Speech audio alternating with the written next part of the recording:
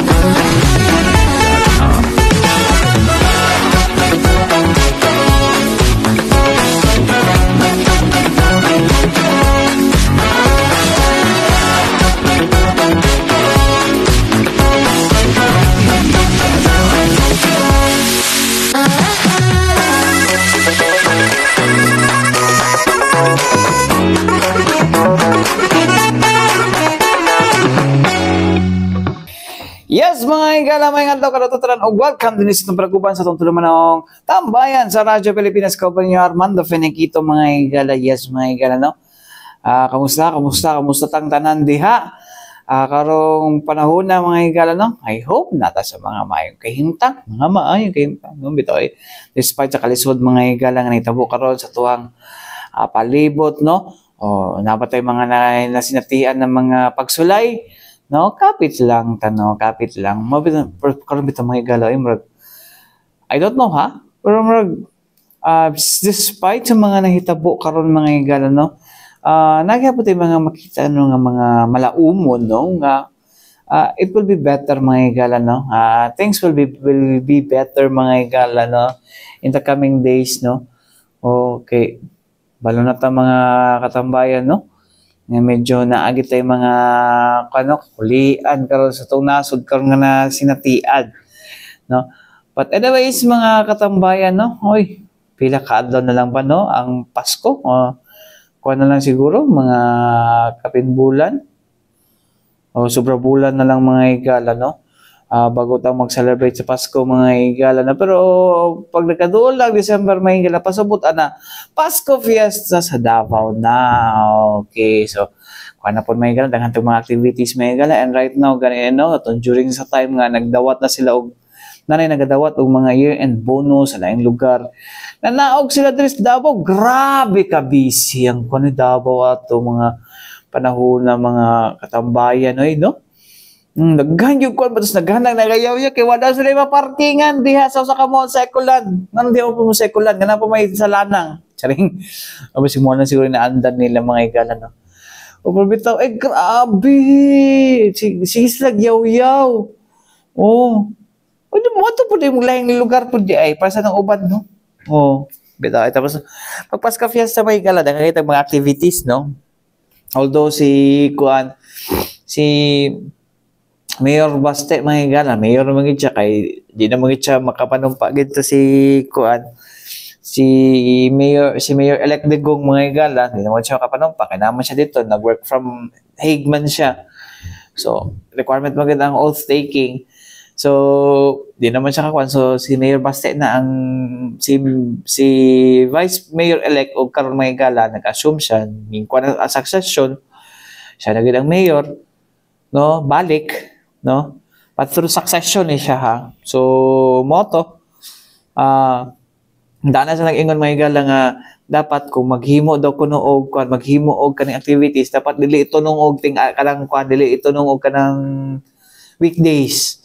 No, kay mabalda ang mga trabaho. Pero nagi ba mga tao diri sa Davao City mga igala no nga dili lang ko nag-work sa Davao City gud mga igala. Dili lang work sa Davao City mga igala niya. Wa ka ba usay lihok dis Davao City pa yung na nga mga mingon nga dapat ako kuno na gymnasium, dapat na sports complex, kadugay na ng sports complex diya sa UPO. Pwede ginagamit naman na. No? Anong inyo mag-i-insist no nga mo naman ay naandan sa mga tao anang naadiha karon sa kuan tawag ani sa mga streets di sa downtown. Kung gusto di ka mo laglag di nga di ka ma-traffic, hawag Davao charing. Bitaw eh. Kung gusto di mo kuan di ay mo gawas no. Oh, and then or planuhon ang inyong pagdaglaag diri sa Davao no. Wala man magipugnan no. Oh, pero ayaw po nagkuha po nga, pati activity mo ang kuha nun sa deka. Di ba? Oh, yun nga, kaning kuha wala man nagreklamo mga taga-Davao, mga taga-Davao, kaya di naging manggawas gani, no? Kaya di siya gusto makakuhaan. Ngabala niya, di man na taon permanente, sa saka tuig, kapila raman na. Ba, ambot. Gusto po itong mga taga-Davao, dili taga-Davao, di mo po yung mga KJ. No? Nila eh. Oh, bitaw mga katambayan no. Karon mga panahon no, andam na ang Davao City Police Office or kaning DCP o may gano sa pagbantay no. O kaning OA po ni sila kayo po. OA kayo magbantay para masiguro no. O pasiguro nga wag makalusot no. Well, kapila na pud kita na kuanan mga igala. Natural lang po siguro mahimong OA po ni Mayre. Kapila na tan nalusutan no og pagpamumba dinis Davao City may gala, and of course dili na dapat na makalusot no bahala go basta kuan lang ta kaning luwas lang ta no na po mag wild anak karon kay gadadalag backpack kay para to si mga anak ay lang tawo mo pagkuan bi no pag formal mo no chari. Bitaw mga katambayan ay makalagot kinauban ba kanang kay wala sa kablong na di nga nang rules do sa backpack about sa backpack. Actually 10 years na no. So 10 years na sobra gi-implement ng no backpack during sa nga ang mga activities no or kumagi ka sa kanang related na activities ayun na lang mo pag backpack no. Kay lisod gid kayo no sa kano pila split seconds lang ba yan ng mga krimen ba nga wala just like kaning mga bombing. Di ba? So dapat lagi mapalampas no kung gusto mo mo ato sunod mo o sa inyo o sa mga patakara ayaw pag-jacket, ayaw pagkuan no. Ayaw ninyo nagbuhata diri sa Davao inyong ka-astiks inyong lugar no. Oh, bitaw eh. Suko ka man do. Wala man na ko suko eh. Suko man ko. Wala na ba? Mga pikon lang kayo sa mo ng kisa to mga di taga Davao mo to yung mga kuan. Tapos mang-tag pa, mang-mention pa dila sila mga post. No? Aglaro anang mo gini patakaran. Nako. Umuhangyo-hangyo. Di kayo mag-post-post. No, or na makakaisakyanan. No, ipili nito yung mga backpack. Nako. Mo lagi na pud no kay sila mang good, okay lang. Hindi sa to, di ba na okay kapilan ba ito naka-experience ng mga bombing ba yan no. Anyways, may galato na paminaw no. Bago ta ma-HB. Sorry. Bitaw mga galay at ang ato na paminawan mga gala no. Ang pahayag no ni Captain Hazel Tuazon mga igala no. Ay, mali, sorry. Captain Hazel Caballero Tuazon mga igala no. Alang sila pagpangandam no sa tuang Pasko Fiesta sa Davao 2025. Paminaw na to. Yes, sa mga to ang Davao City Police Office, ma'am, no, sa akong gingon kaganina is andam na ta, ma'am, for the Pasko Fiesta celebration nga mag-open karon nga November 27. And na tayo 16,825 personnel, DCPO, PNP, and police auxiliaries, ma'am, and force multipliers. Wala pa ilabot ang other safety and security clusters anang nga number, ma'am, no. And ang total yun nato anang Pasko Fiesta celebration is diri gyud sa sentro, ma'am, no, nga daghang mga tao nga mag-attend sa ato ang activities for the Pasko Fiesta celebration. Og sa ako ang gingon, ma'am, giawhag lang gyud nato ang tanan nga mag-cooperate, ma'am, no, nga kung unsa may mga safety protocols nga ato ang implement during the Pasko Fiesta events, ato lang ato mano nagdili nato kanang lalison ang mga PNP personnel and other uniform personnel kung mag-conduct sila og kanang inspection. Submit yourself for inspection, and after ana okay na ang tanan. Ang kay ato ang gitinguhan lang gyud diha is walay mahitabo nga mga insidente sulod sa mga areas nga naay mga activities for the Pasko Fiesta celebration. Ang ato ang acting city director, ma'am, no, Police Colonel Manan Caracas Moarip, giawhag gyud ang tanan nga kitang tanan dapat magtinabangay para ma-sustain nato ang peace and order di sa ato ang syudad sa Davao. Nagwan na ba preparation karon nga? Yes, sir, part na sa mga preparation, sir, no, sa Davao City Police Office kay every year naman yun na ginakandak ang kanang sa Taal kay former President Duterte, sir, no, nga maghahatag og mga pinaskuhan sa mga tao dili lang from Davao City na pay mo join the sir outside Davao City. So anda na pud ta ana, sir, no, part na sa atong security plan for the month of December. So madayon gyapon siya mabisan yes, sir, sa sitwasyon niya karon.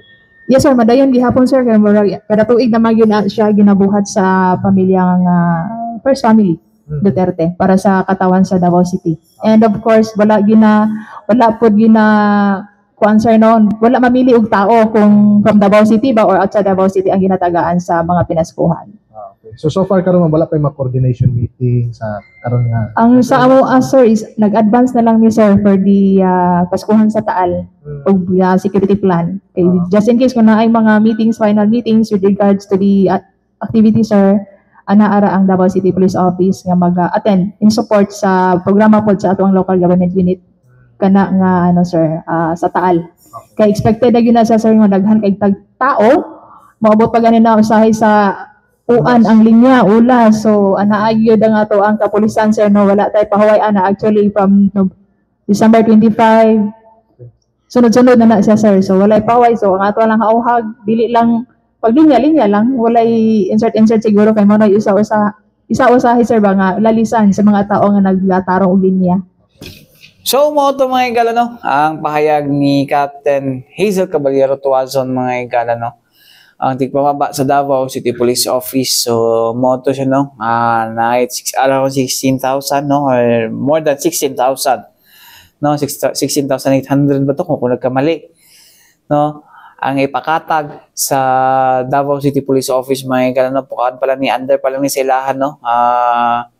Pukaan pa lang ni tawag ni police personnel, police auxiliaries o force multipliers mo pala na ilahang ipakatag, no? And then later on ipakatag po nila ang napailawot ang task force Davao na maigala o guban pa, no? So napanay ba mga safety and security maigala, no, enforcers maigala, no, under sa sa safety and security cluster sa Davao City, no, o PSSO or Public Safety and Security Office, mga igala, no, nga ipakatag pud ana nga panahon na. So secure gid kay ta ana gid, mga igala, no.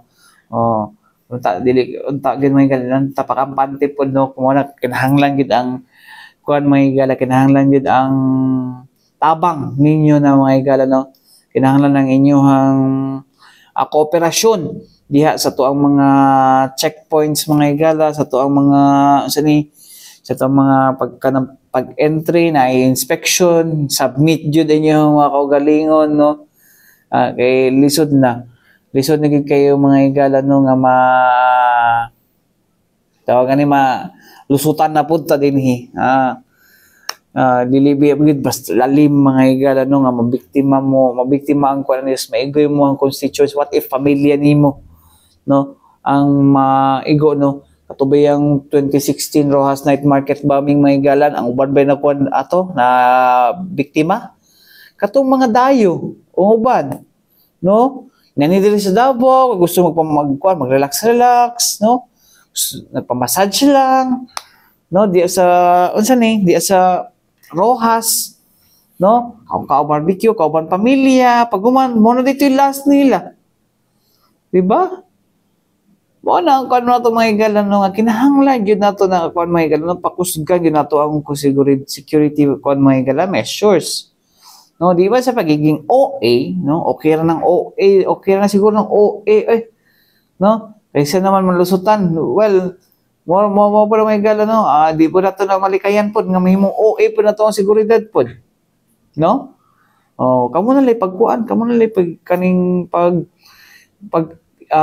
pulis, kamo na lay pag sundalo nga ma-inspect diha kung maohon. No? Alis na mo gitago, kana masuko gid mo. O milabot ana. Wa milabot, no? Importante seguridad. No, importante mahiling tanan ng mga gamit nga mosulod diha. No? Sige. Panahon po isay gud mga depende po sa manner po sa pagkuan po ba no. O mo man usay makapikon po sa mga tao mga igala. No? Punta ka balo po mga igala po nakana po day mga nagbantay pila ka oras na live duty. Oh. So, limang tibangon na nato na may igala no, tulo na lang timbang-tibangon sa tungkol una. Nga siguro. Pero mas mayo, sundo na lang ginin yung mga security protocols nga kanang gina-implementa diya sa to mga mga igala no, sa to mga main thoroughfares no. Aron nga daghan no, dili ta magkuan no, dili kanang walay delay, walay aberya sa ato ang paglingaw-lingaw. Kana dili na kayo. Anyways, may gala, balik kita man lang sa importante pa hinumdum nga to si Bianan. Balik kita mga igala din sa itong panagupan sa tutulumanong tambayan sa Radyo Pilipinas. Ikaw ba ninyo Armando Fenequito mga igala? Yes, mga igala, no? Giskuta ganyan na about Pasko Fiesta mga igala. Well, daghan man itong mga about sa Pasko Fiesta mga igala, no? Like sa itong kan sa Pasko Fiesta karon no asa man tong bagong GC charing ara may igala no. So ang tema karon sa Pasko Fiesta sa Davao may igala no usa ka Filipino theme na danag Davao mga igala nga og pag-abli sa Pasko no. Mo na siya mga igala ang nahimong kuno tema sa tuang Pasko Fiesta karong nga makita karong November 27, 2025. Pero kay Davao, kay dili man ingon anak ka dili man ingon anak ka OA. So wala kay tay mga artist mga igala no. Wala tay artist mga igala nga kun di pud gusto to Davao City nga porque kay private ko no mag-imbita na mga naay kanang usa ni na mga artist na mga kanang world class no para sa tong usa ka pista diha sa Region 12 no nga posible mo kayo walay imposible man kayo walay kanang walay involved o sige butan na to walay government money pero kamo gyud mag-announce ang ilang official gyud mag-announce there must be something charing from Davao City may gala wala tayong na may gala no and number 1 nga nag-announce ana mga sa una tong panahon ni Mayor Rudy mga igala no Moto Shackle, say Kamikaze, ito mga ingana nga kwan ba no? Moto ingana nga mga banda mga igala no. So, well, nagay mga magkwan yun no. Apil ko siya sa activities mga igala no. Karon magwala na kay nga mga artist karon ng Davao, ginakuan ng Davao karon no. Well, siguro kay mas importante ang social service no. Nato sa tuang katawhan nga even tagalain nga region mo dinhi no para ang SPMC is national government na siya nationally DOH kuan na so national na siya kay tungod DOH manage na siya no so, pero namo gyud ibang mga manhidinhi para mga itabang no so mo na may gala nga sa tong opening karon may gala sa Pasko Fiesta, wala tay mga ang anak nga mga bonggang nga mga artists, no, di para sa uban, no, tas mingon walay government funds. Anyways, may gala, so sumala pa ni kon may gala no ni City Tourism Operations Office of Admin Officer Charlotte Parba mga gala no, sige paigay nga I Speak Media Forum, no, mo na siya may gala Paskong Pilipino do may gala no, so ilang ko is Paskong Pinoy theme, no. Apil diri may gala ang mga icons mga gala nga di mawala, ang parol, turotot o kaning kuan kaning nipahat, no, katong kan bahay kubo, no. Sumala pa ni Parba mga gala nga ang nipahat, no, sa official Pasko Fiesta logo nag-highlight sa sense of community ug bayanihan, isip Pilipino mga gala, no. So mo na ang kuan, so mo na to abangan mga well, actually mga taga-Davao na ana naman ng ulay ana nga mga kabunggang ng mga kuan mga gala, no, ana kabunggang nga kuan magnaana da sa austerity, importante makatabang ang kuan mga gala, makatabang ta, no, sa tuig ka tao and paspas ta makaresponde mga gala, no, di lang katong mga drawing lang, at least na nagyod implemented na, okay, sa katong mga drawing lang tapos kuyo kay tag mga PR mga gala, mga world class na mga artist, no, tapos waguman abot dala sa ubang aspeto kulilat ta, mayroon tas PR, dili man nga Davao mga gala, so kadtong na media ko,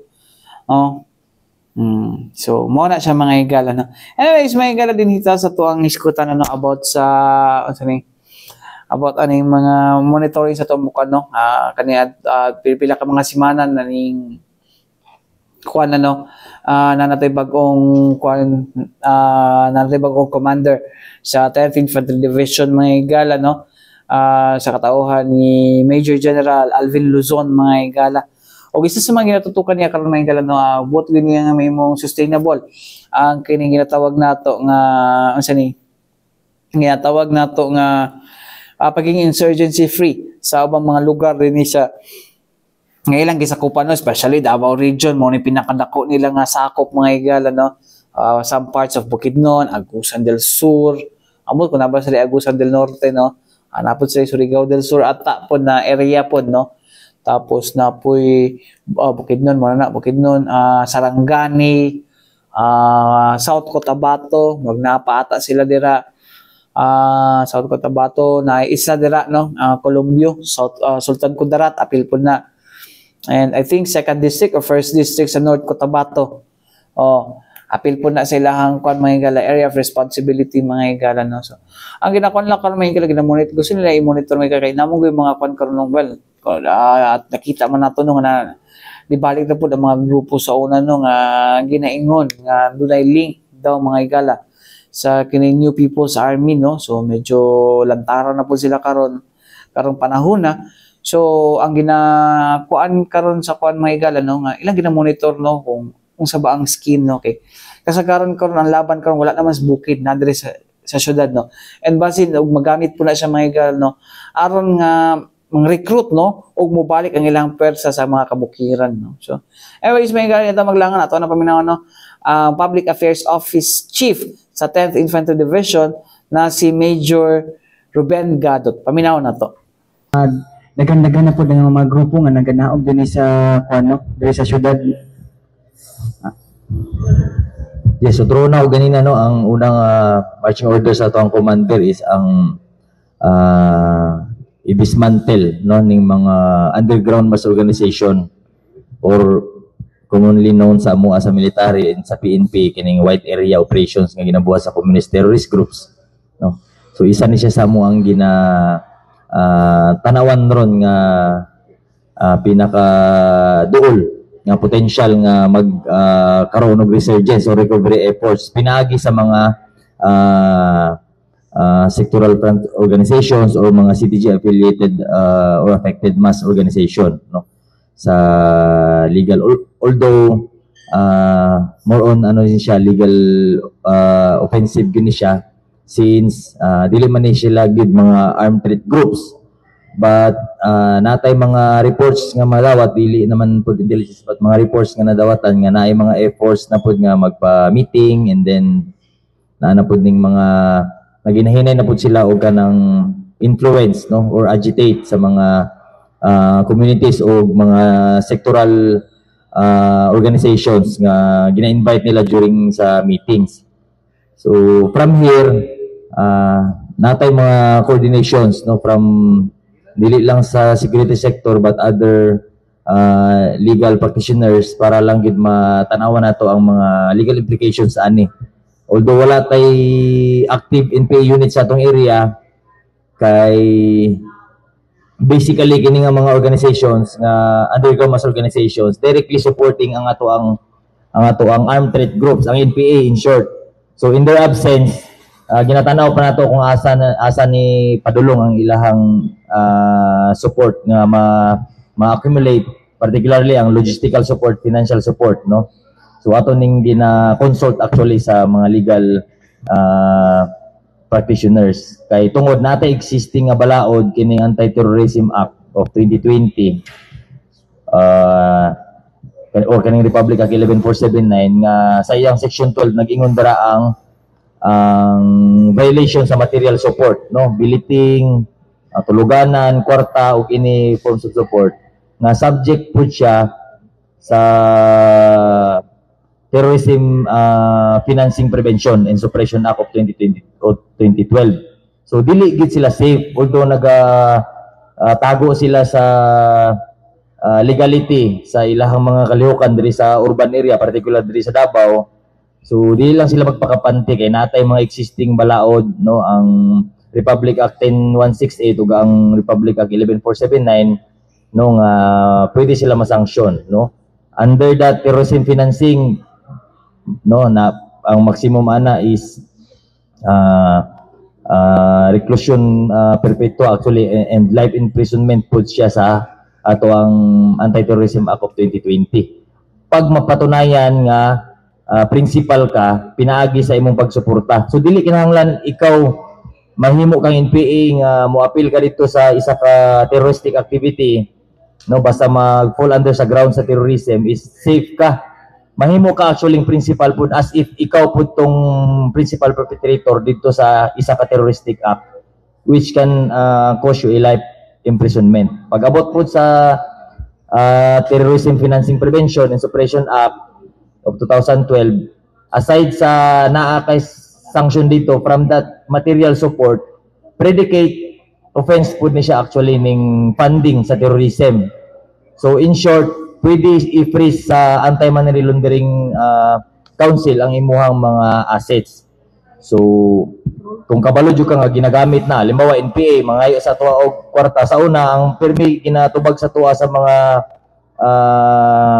dili siguro matawag na supporters na pilitan lang nga mapugos sila hatag support sa NPA kay sunugon ang ilang equipment, ang ilang bako. But with the existence of kining mga provision, no, sa terrorism financing prevention, dili lang ang imuhang bako nga sunugunon ang mawala sa imo kundi ang tibuok assets nimo kay kaya na siya i-freeze, no, sanction freeze order sa ato ang Anti-Money Laundering Council. So mo na sir ang threat kung sa pangutana nga threat posible dira lang taga karon atong ginatanaw. But in the armed threat groups pod, isa sa guidance sa atong commander is ang pakusog pagit sa atong mga regional boundaries like Bukidnon in Caraga region, mo nang natay mga deployments dira na mga mga mobile community support sustainment teams, regular troops nga nagatuyok gihapon para dili gid sila maka-penetrate da. So mo nang two existing possibilities sir, but we have already receiving reports ng about sa urban CTG urban operators nga nagahinay-hinay sila, no. So mo to mga igala, no, ang pahayag ni Major Ben Gadot mga igala, no, with regards sa kung saan la pag-sustain, no, sa kaning ato ang kaning kuan seguridad, no, pagpabilin, no, sorry medyo nag-brain fog, no, pagpabilin, no, nga mahimong kuan ka insurgency free ang Davao region mga igala, no, or dili kay Davao region, kuan Davao region and kaning tibuok area of responsibility sa 10th Infantry Division mga igala, no. Kay of course lisod pud kay mga igala nga mabalikan ta sa tong mga kuan mabalikan ta sa ato ang mga sa ato ang mga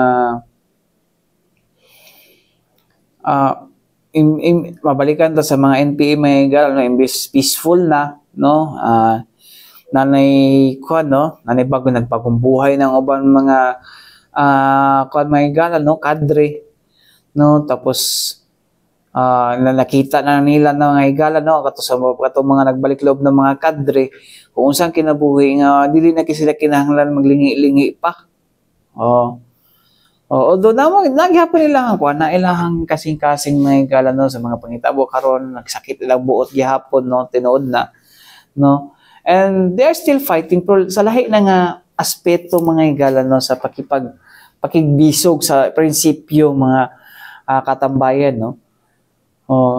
Dito na sa sa tamang proseso nga dili na kinahanglan mag-armas no, og dili kinahanglan nga ibuli kato mga magbuuma kung di mo hatag og bugas no, dili anto mga kung wala ihatag kanila nga mga pagkaon panahon nga moadto sila sa mga komunidad na ilang ginatawag dito nga ilahang masa, di ba?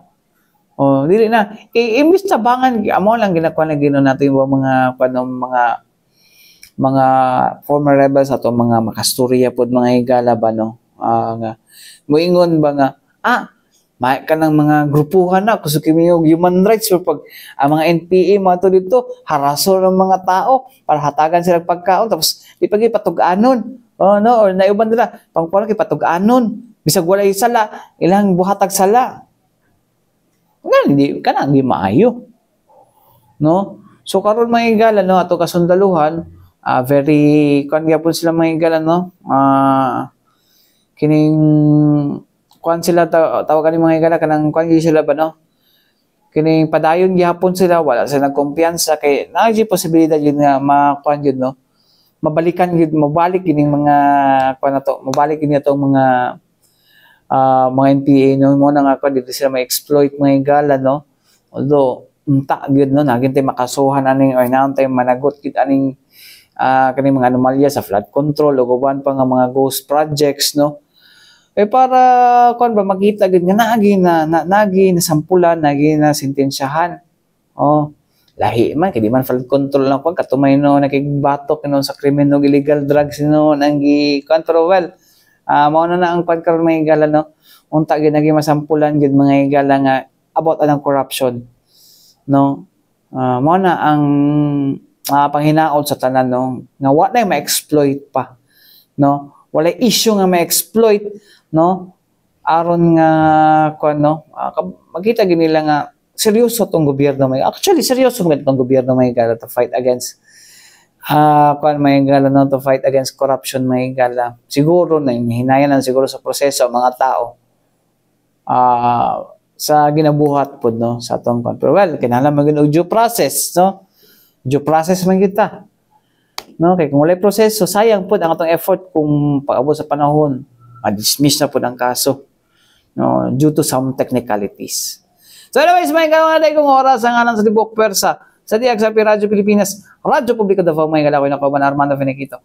Alang sa tabayan sa Radyo Pilipinas, hangtod sulno sa daghang salamat o may adlaw ka na tong tanan.